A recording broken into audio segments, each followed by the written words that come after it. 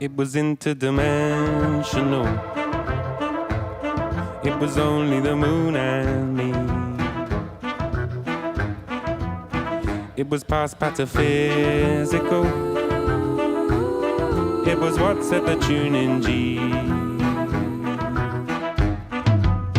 It was long irresistible, like a thorn in the blossom tree. It was lost imperceptible.